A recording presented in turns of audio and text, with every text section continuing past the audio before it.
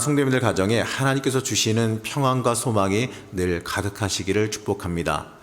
간혹 TV를 잘 보지는 않지만 어쩌다 한 번씩 틀어보게 되면 예능 프로그램들 위주로 이제 재방송돼서 나오는 걸 종종 보게 되는데, 예능 프로그램에서 요새 자주 보이는 분이 한 분 계시더라고요. 정신건강의학과 의사인 오은영 박사님이 종종 등장하는 프로그램들을 보게 됩니다. 가만히 보게 되면 이 관계의 본질적인 문제를 굉장히 잘 꿰뚫어보고 핵심적인 조언을 하는 것을 보게 되는데, 그걸 볼 때마다 참 대단하다 생각이 되어집니다.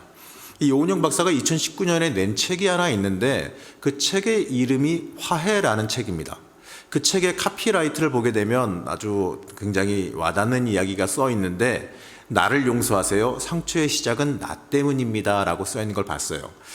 내용을 대충 보니까 이 상처받은 내면의 자기 자신과 직면해야 그 인생의 문제들이 해결되어진다라는 내용을 담고 있고, 그것이 이 자녀 교육의 문제까지도 이어진다라는 내용을 담고 있습니다. 뜬금없이 갑자기 이 책의 이야기를 한 이유는요, 우리의 신앙도 비슷하게 본질적인 내 자신을, 영적인 내 자신을 발견하는 것이 굉장히 중요하기 때문에 그렇습니다. 참된 그리스도인은 말이죠, 하나님 앞에서 나를 바르게 발견하는 것이 중요합니다. 거기에 치유도 있고 회복도 있고 우리가 가야 할 인생의 길도 있기 때문에 그렇습니다. 사람은요, 문화 속에서 살아가다 보니까 어쩔 수 없이 문화라는 것에 영향을 받게 되어 있습니다. 그러다 보니까 우리의 신앙도 말이죠, 우리의 신앙까지도 이 문화라는 것에 영향을 받게 되어 있습니다.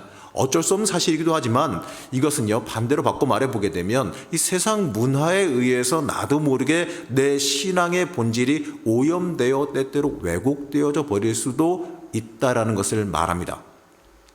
담임 목사님께서도 새벽 설교 중에 이번 주 중에 말씀하셨던 게 기억이 나는데, 잘못된 복을 구하는 이 기복신앙도 이 오염에 포함되어 있다는 내용입니다. 남보다 집값도 올려받게 해달라고 하는 그 기도가, 여러분 과연 그게 선한 기도 제목이겠습니까? 자기의 유익을 더 구하는 기도는요, 아무래도 본질은 아닙니다. 더 받아서 여러분 뭐 하려고 그러십니까? 입신양명에서 도대체 무엇을 하려고 하십니까? 여러분 목적이 뭡니까? 자녀가 잘 되어야 하는 이유가 뭡니까? 그저 세상 유익 구하면 되는 걸까요? 이렇게 유익과 복만을 구하기 위해서 우리가 하나님 앞에 나아온다면 우리의 신앙의 목적이 자칫 잘못하다가는 말이죠, 세상 유익이 되어버리고 맙니다. 내가 신앙생활하는 그 목적과 이유가 세상 유익 구하는 것, 이렇게 왜곡되어져 버릴 수 있다는 겁니다. 신앙은요, 복받자고 하는 게 아닙니다. 세상 복받자고 잘 먹고 잘 살자고 신앙생활하는 게 아닙니다. 이걸 잊지 말아야 합니다. 소원풀이를 위한 신앙? 심지어 이런 경우도 봤어요. 복수를 위한 신앙. 이 복수를 위한 신앙까지도 있는데, 이러한 신앙은요, 인간적인 문화에 오염된 잘못된 신앙입니다. 그러면 여러분 어떻게 해야 되겠습니까? 거기에 대한 약간의 해답이 오늘 말씀 속에 들어 있습니다. 사도 바울은 말이죠, 고린도후서의 말씀을 통해서 신앙의 본질이 무엇인지, 신앙의 올바른 출발점이 무엇인지에 대해서 다루고 있습니다. 오늘 이 말씀을 통해서 우리의 신앙의 목적과 방향성에 대해서 다시 한번 생각해보고 돌아볼 수 있는, 묵상해볼 수 있는 시간이 되시기를 간절히 소망합니다. 먼저 살펴보게 되면 오늘 말씀인 고린도후서 5장에서요, 사도 바울은 화해라는 주제를 들고 와서 말합니다. 항상 그 용어는요, 사전적인 의미를 파악하고 그것을 통해서 보게 되면 조금 더 쉽게 접근할 수가 있습니다. 화해의 사전적인 의미를 보게 되면 이렇습니다.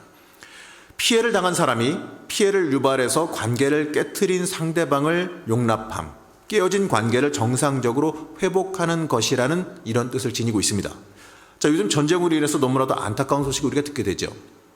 그 소식을 들으면서 전쟁의 참상을 뉴스로 우리가 보면서 그들에게 평화가 왔으면, 그들에게 휴전 이후에 전적인 화해가 일어나기를 기도하게 됩니다.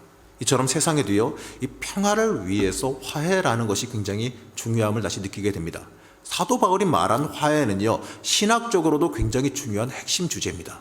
성경에서 말하는 화해는 조금 전에 말한 이 세상적인 개념의 화해와는 조금 다릅니다.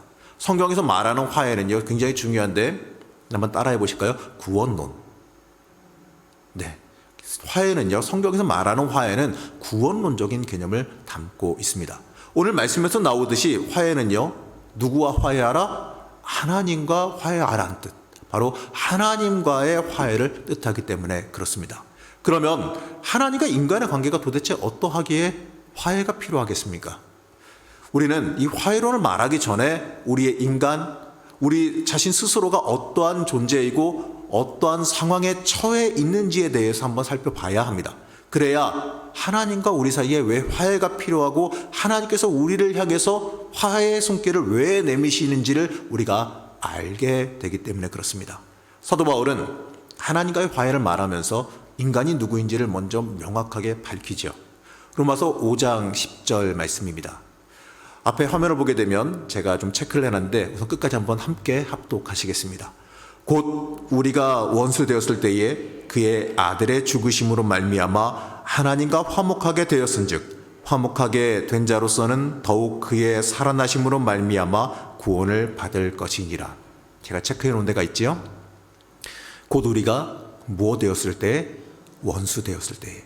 사도 바울은 로마서 5장 10절에서 우리의 정체를 명확하게 밝힙니다. 곧 우리가 원수 되었을 때에. 맞습니다. 우리가 하나님의 원수입니다. 여러분, 사실 저도 마찬가지지만 부인하고 부정하고 싶겠지만 어쩔 수 없는 사실이고 현실입니다. 우리가 하나님 떠나고 부정했습니다. 하나님의 자녀로 지음받은 그 형상을 부인하고 하나님과 맞서 적이 되었습니다. 사도 바울은 이어서 로마서 8장 7절에서 이렇게 말씀합니다. 육신의 생각은 하나님과 원수가 되나니 이는 하나님의 법에 굴복하지 아니할 뿐 아니라 할 수도 없음이라. 뭐가 죄라고요? 육신의 생각은 하나님과 원수가 된다. 맞습니다. 우리가 육신의 생각으로 하나님과 원수가 되었습니다. 하나님의 법에 굴복하지 않고 육신에 굴복해서 육신의 법대로 내 멋대로 살아갔습니다. 하나님의 사람으로 부름받고 하나님을 위해서 살아가라고 죄에서 이 죄의 속박에서 풀어주시고 구원해 주셨는데 우리는 죄인의 모습을 그대로 뒤집어 쓰면서 살아가고 있다는 겁니다. 죄인으로서 하나님과의 관계가 완전히 단절되고 하나님을 배신한 배반자가 되어버렸습니다. 여러분, 이 자리에 앉아있는 우리라고 과연 다른 모습으로 살아가고 있습니까? 자, 죄송합니다. 뭐라고 말씀하진 마시고 옆자리 한번 쭉 둘러보시지요. 째려보셔도 좋고 저를 째려보셔도 좋고, 왜냐하면 다 똑같기 때문에 그렇습니다. 자, 다 살펴보셨죠? 어떻습니까? 다 나보다 훌륭한 분들만 있지요? 우리 모두가 근데 다 죄인입니다. 우리라고 다를 게 없는 죄인입니다. 내가 육신의 생각을 벗어나서 살아가고 있다고 여러분들 자신할 수 있으십니까? 저는 자신할 수 없습니다. 저도 마찬가지로 육신의 생각 속에서 죄를 범하며 지금도 살아가고 있기 때문에 그렇습니다. 우리는 연약해서 육신의 생각에 빠져 살아가고 있습니다. 육신의 유익을 추구하며 지금 이 순간에도 살아가고 있습니다. 모든 것의 목적이 하나님의 영광을 위해서 살아가야 하고 그렇게 지음 받았는데, 하나님의 이름 높이기 위해서 살아가야 하는데 내 유익과 안위를 구하며 살아가고 있지는 않습니까? 모든 기도의 목적이 내 유익을 구하고 있지는 않습니까? 한번 생각해 봐야 돼요. 내가 기도하고 있는 기도의 제목들이 과연 올바른 기도를 행하고 있는지 한번 생각해 볼 필요가 있습니다. 나도 모르게 행하고 있는 그 모든 기도의 제목을 한번 시간 나실 때 찬찬히 한번 적어 보시고, 그 내 기도의 제목들이 목적이 무엇인지, 주어가 어디 있는지, 결국에는 어떻게 그걸 통해서 뭘 하려고 내가 그것을 간구하는지를 한번 묵상하고 살펴보시기 바랍니다.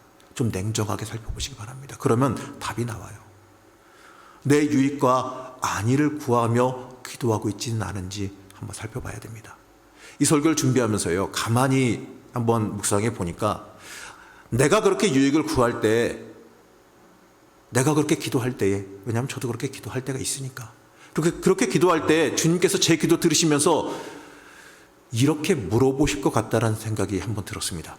그래, 좋아.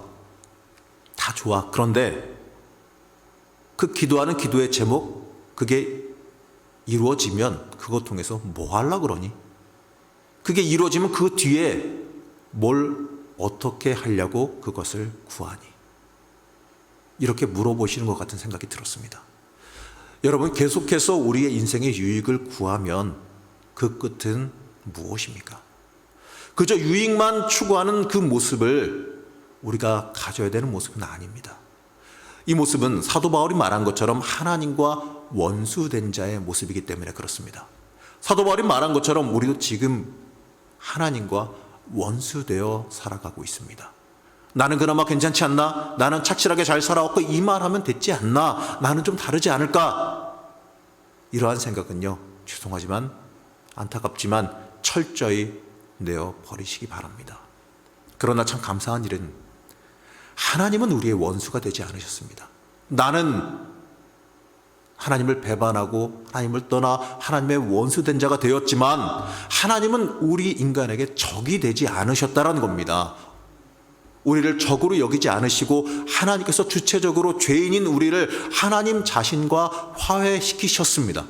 이 하나님과의 화해는요, 바울 구원론의 핵심이 되는 주제입니다. 혹자는 이 화해에 대해서 신약 성경의 구원의 메시지를 농축되게 표현한 개념이다라고도 말합니다. 사도 바울은 하나님과의 화해를 통해서 하나님의 구원 사건을 말하고 있기 때문에 그렇습니다. 죄로 말미암아서 하나님의 원수가 된 우리의 인간을 하나님께서 예수 그리스도 안에서 먼저 찾아오셔서 먼저 인간의 죄를 용서해 주셨습니다. 우리가 가서 용서를 구한 것도 아니고 우리가 하나님께 합의를 요청한 것도 아니고 우리가 먼저 하나님을 찾아간 것도 아닌데 먼저 찾아오셔서 용서해 주셨습니다. 그리고 우리의 죄로 말미암아 깨어져 버린 관계를 회복시켜 주셔서 우리로 하여금, 우리 인간으로 하여금 새로운 하나님과의 관계 속에서 살아가게 허락해 주시고 만들어 주셨습니다. 이것이 신약 성경이 전체적으로 말하는 구원의 메시지입니다. 사도 바울은 이것을 하나님과의 화해라는 말로 압축해서 표현하고 있습니다. 이 화해 사상의 핵심은요, 화해의 주체가 내가 아니라 항상 하나님이시다라는 거죠. 하나님이 피해를 입은 화해의 대상이 아니라 화해를 행하시는 주체자가 되신다라는 겁니다. 일반적인 세상의 개념으로는요, 화해는 피해를 끼친 가해자가 화해를 요청하고 피해자가 그것을 용서하고 받아들임으로써 이루어지는 겁니다. 그게 합의입니다. 그게 화해고.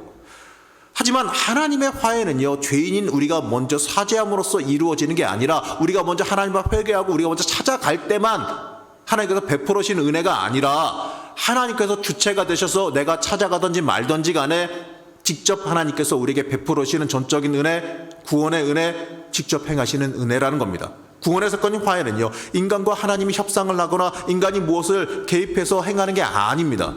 전적으로 하나님께서 우리에게 베풀어 주시는 은혜의 사건, 하나님께서 값없이 우리에게 주시는 구원의 손길, 은혜의 사건이라는 것을 우리가 먼저 인식할 수 있어야 됩니다. 하나님께서 십자가 사건을 통해서 하나님과의 관계를 회복할 수 있게 허락해 주셨습니다. 인간이 하나님을 배반하고 거역했던 원수 관계를 십자가로 하나님께서 먼저 제거하셔서 하나님과 올바른 관계를 회복하고 갖도록 만들어 주셨습니다. 화해는 그렇기 때문에 창조주 하나님께서 행하신 새 창조이자 우리에게 주신 구원의 기회입니다. 이 중요한 것은 우리가 그것을 받아들이느냐 받아들이지 못하느냐의 문제입니다.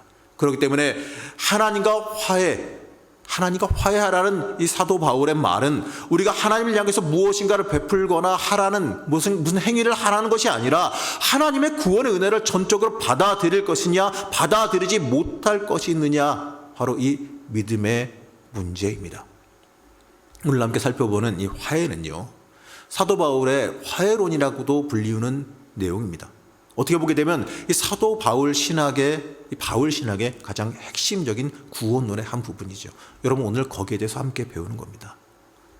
그렇기 때문에 우리는요, 화해는 오직 하나님의 사랑 안에서 일어난다는 이 바울의 초대를 들을 수 있어야 됩니다.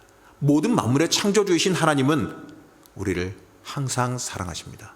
여러분, 잊지 말아야 됩니다. 내가 어느 자리에 처해 있던, 어떤 상황에 있던, 내가 하나님 앞에 어떤 죄악을 저질렀던 간에 내가 하나님 앞에서 항상 잊지 말아야 되는 것은 하나님은 항상 나를 사랑하신다라는 이 내용입니다. 여러분, 이 사실 믿으십니까? 잘 안 믿으시는 것 같기도 하고. 하나님은 여러분을 사랑하신다는 것을 여러분들 믿으십니까? 여러분, 확신이 안 들더라도요, 하나님이 여러분 사랑하신다는 그 사실 하나만큼은 절대로 놓쳐서는 안 됩니다. 우린 이것을 믿고 고백할 수 있어야 됩니다. 우리가 무엇을 행해서 우리를 미워하시는 하나님의 마음을 돌려서 우리를 사랑하게 한다라는 그 생각은요, 전적으로 잘못된 생각임을 잊지 마시기 바랍니다. 우리가 구원받는 모든 것은요, 전적으로 하나님의 전적인 사랑으로 말미암는다라는 겁니다. 사도 바울은 고린도서 5장 14절에서 이렇게 말씀합니다. 그것은 그리스도의 사랑이 우리를 지배하고 있기 때문입니다. 한 사람이 모든 사람을 대신하여 죽었으므로 모든 사람이 죽은 것이라고 우리는 확신합니다. 조금 더 이해하기 쉽게 일부러 현대인의 성경으로 찾아서 읽어봤습니다. 그리스도의 사랑이 우리를 지배합니다. 하나님은 심판의 하나님이시기보다, 물론 심판의 하나님의 역할을 하실 수도 있지만 심판의 하나님이시기보다 구원의 하나님이십니다. 사도 바울은 바로 이 점을 강조하고 있습니다. 바울에게 하나님의 의는요, 심판이 아닙니다. 죄인이 마땅히 받아야 될 이 대가인 죽음에서 벗어나게 해서 하나님과 올바른 관계를 맺게 하시고 또 그 안에서 행복한 삶을 살아가게 하는 해방의 행위와 선언이 하나님의 의로우심이다라고 사도 바울은 고백합니다. 이러한 하나님의 의로움이 나타난 사건이 바로 무슨 사건이다? 십자가 사건이다. 하나님의 화해를 말하는데 예수님의 대속적인 죽음, 십자가 사건을 빼놓고 말할 수 없기 때문에 그렇습니다. 하나님의 화해 사건이 일어난 유일한 장소가 예수 그리스도의 십자가이기 때문에 그렇습니다. 로마서 5장 8절 말씀을 한번 읽어보겠습니다. 우리가 아직 죄인 되었을 때에 그리스도께서 우리를 위하여 죽으심으로 하나님께서 우리에 대한 자기의 사랑을 확증하셨느니라. 이어지는 로마서 5장 9절에서는 우리가 그의 피로 말미암아 의롭다 하심을 얻었다라고까지 말씀하십니다. 하나님의 화해 행위는요, 속죄 사건입니다. 속죄는 죄인들의 죄가 없으신 그리스도께 짊어지게 함으로써 이루어지게 하는 겁니다. 로마서 3장 24절에서 26절 말씀인데 이것을 저와 같이 함께 교독해 보시겠습니다. 예수 그리스도께서 마련하신 구원의 길을 통해 하나님의 은혜로 값없이 의롭다는 인정을 받게 되었습니다.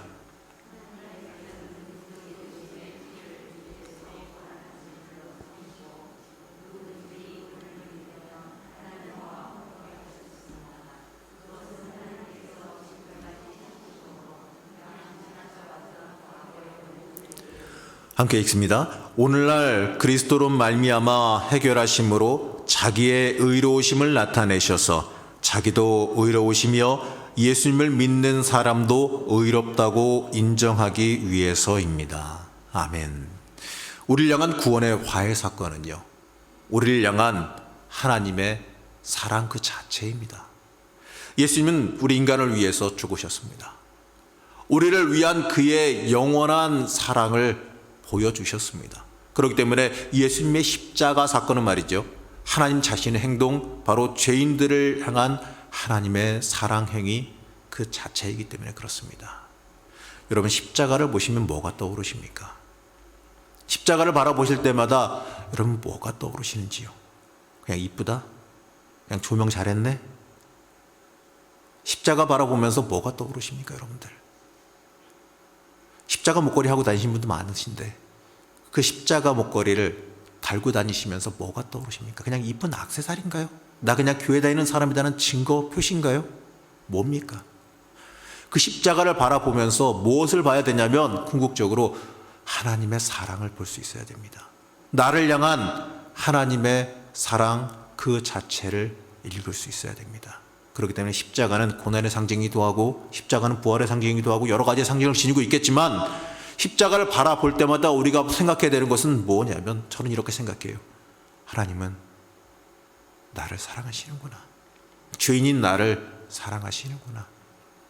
연약하고 죄로 가득하고 수시로 하나님 앞에서 범죄하고 이리 떠나고 저리 떠나고 말 참 안 듣는데도 그래도 하나님은 나를 버리시지 않으시고 나를 사랑하시는구나.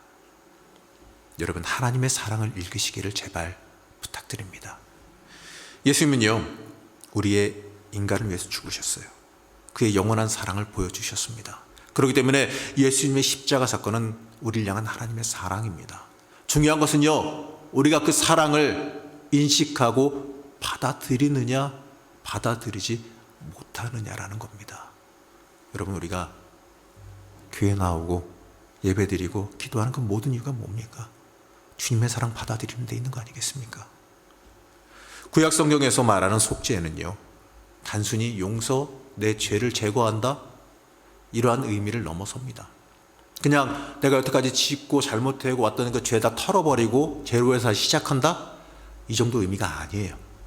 그걸 넘어서서 속죄는요, 내가 속죄함 받은 건요, 그 행위 자체에서 끝나고 그냥 내 죄가 없어졌다는 그 끝나는 게 아니라 그 다음이 따라와야 되는 겁니다. 하나님 앞에 나아가는 것으로 이어져야지 속죄지, 그냥 내가 죄사함 받았어 이러고 끝나는 게 아니라는 것을 알아야 됩니다.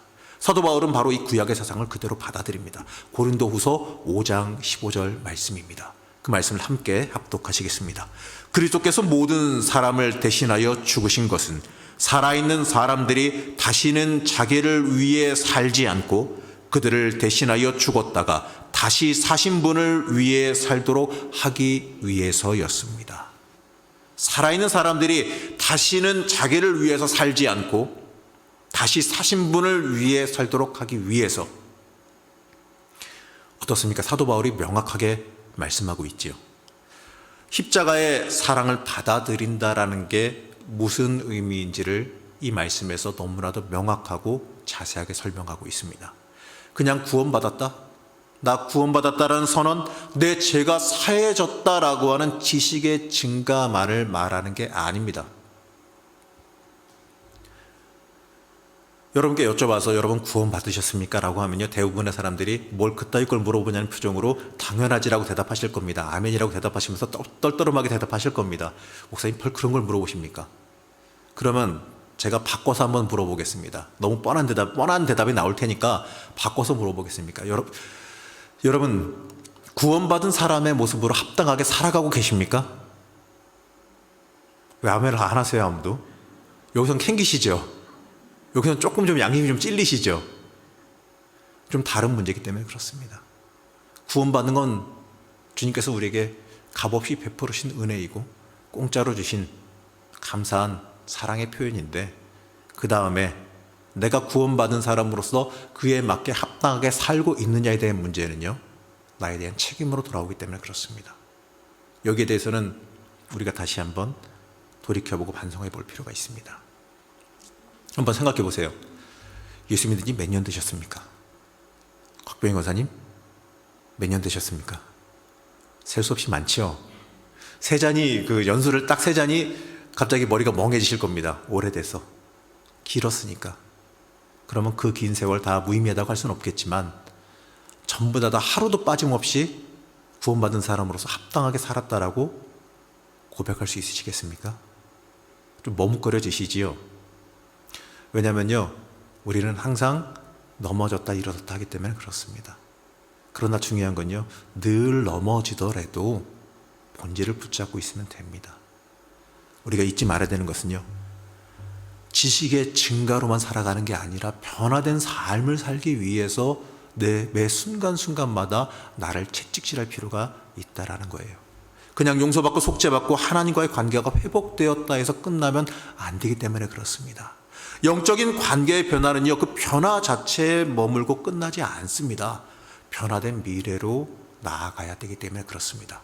십자가의 은혜로 인해서 하나님의 원수들이 죄에서 해방되어서 하나님께로 나와 하나님과 화해하며 살아갈 수 있어야 하는 겁니다.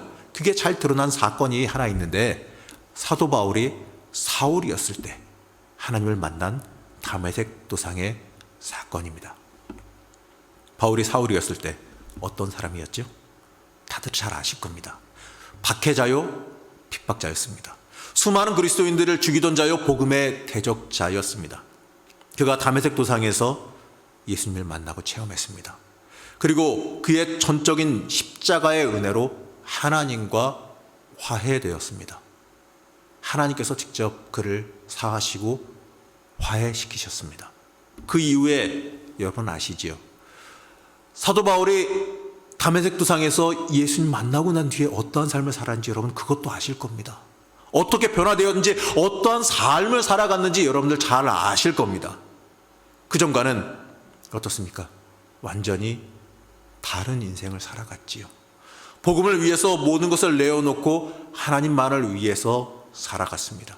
말씀이 생명되어서, 말씀이 지배되어서, 복음에 지배되어서 살아가는 삶을 살아갔습니다. 복음을 위해서 죽음도 불사한 삶을 살아갔습니다. 이러한 사도 바울의 삶이 변화되어진 자, 하나님과 진정으로 화해되어진 자의 삶이기 때문에 그렇습니다. 하나님은 우리를 향한 화해의 복음을 믿음으로 받아들이는 사람에게 구체적으로 이루어 주십니다. 이 화해 사건에 참여하는 사람은요, 더 이상 죄의 세력 아래에 있는 옛사람, 하나님의 원수가 아닙니다. 그리스도의 지배를 받는 사람, 하나님과 화해한 사람으로서 하나님과의 그 평화의 관계 안에서 살게 되어져 있습니다. 사랑하는 성도 여러분, 우리는 하나님과 화해된 사람으로서 이 땅을 살아가고 있습니까? 하나님의 화해의 초대에 응답하며 살아가고 계시는지요? 구원의 은혜를 전적으로 여러분 받아들이고 살아가고 계십니까? 혹여나 세상의 유익이 나를 지배하고 살아가고 있지는 않으신지요? 원수 되었을 때의 모습, 육신의 생각이 이 지배하고 있던 그 악한 모습으로 혹여나 살아가고 있지는 않으십니까? 믿음의 사람, 하나님의 사람이 되고 난 이후에 내 삶에 어떠한 변화가 일어나고 있습니까? 사도 바울은 고린도서 6장 2절에서 이렇게 말씀하고 있습니다.